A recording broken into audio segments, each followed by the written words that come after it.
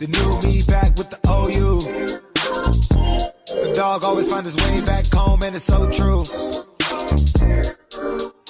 Later on, fall through and pop one. You know the motto, smoke something, drink something, pop one.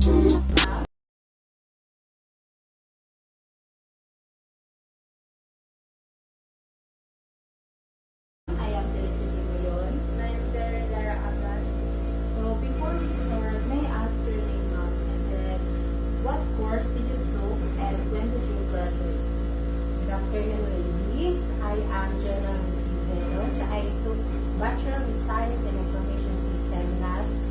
I graduated last May 26, 2019. Thank you, ma'am. I ask some questions about college survival skills.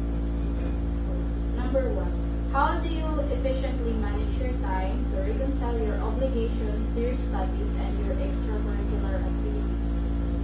I can efficiently manage my time and reconcile my obligations, studies, and extracurricular by using the method of time management.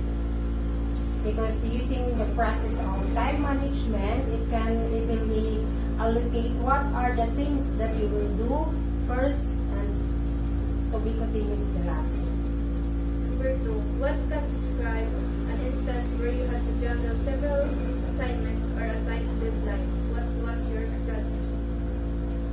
I have so many encountered juggled several assignments, the deadline, especially the thesis. So what I did is to set my schedules, what are the things to do first so that it can be easily finished, and what are the things to do the last. That usually by setting what are the priority to do is that the first is I'll choose the hardest so that it can easily finish yung mga madadali niyang gawin. What techniques do you use to maintain your motivation and focus throughout difficult academic situations? Whenever I get overwhelmed by studies, I take a break so that I can think what are the things that I will do next, what are the things that I will do first, the second, and the third. How do you decide what to prioritize and how to arrange your duties when you have competing responsibilities? I weigh in to set my schedules, what are the things that should be prioritized to do,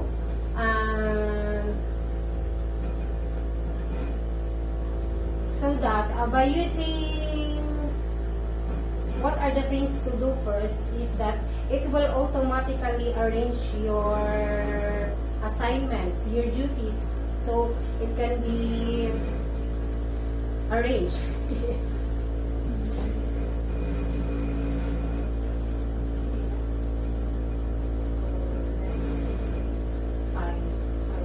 Can you give an example of a moment when you had to adjust a new setting or cope with an unforeseen changes? How did you handle it? My first day in college, actually. Kasi iba yung setting ng environment ng high school and in college. So what I did is that I asked help for my friends. I asked them what are the easiest way to do and how they did handle like me. And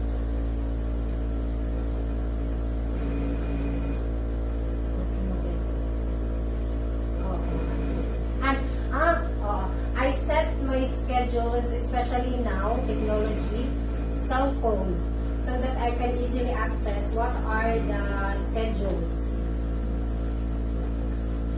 How do you balance your employment and personal life while pursuing your studies? I balance my employment and personal life while pursuing my studies is that time management. So, by using time management, I can prioritize first what is the important things to do. How do you go about creating and sustaining strong bonds with your teachers and fellow students? By respecting each other, helping a hand whenever there are people that are needed, yes, by respecting each other. It will automatically na if you-respeto mo sila, so you-respeto mo din kanila.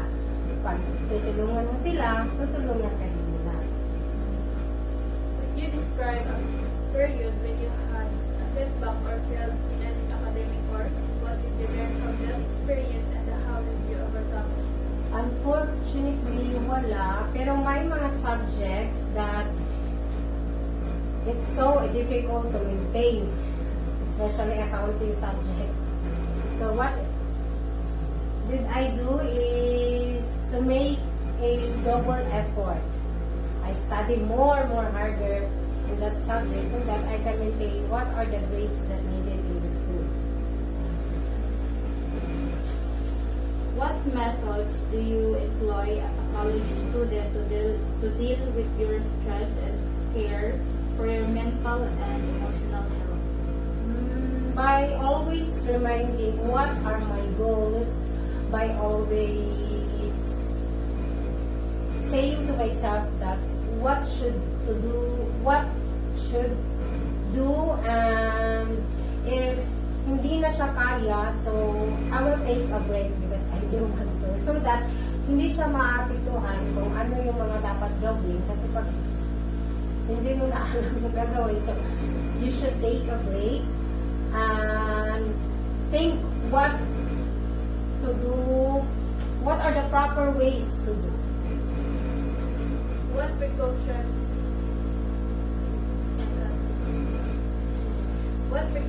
do you take to achieve financial stability? How do you manage your financial duties and budget as a college student? By separating my allowance, and what I did is that I budget the things that I want and versus the things that the wants and the needed one. So, thank you, ma'am, for answering You're all our welcome.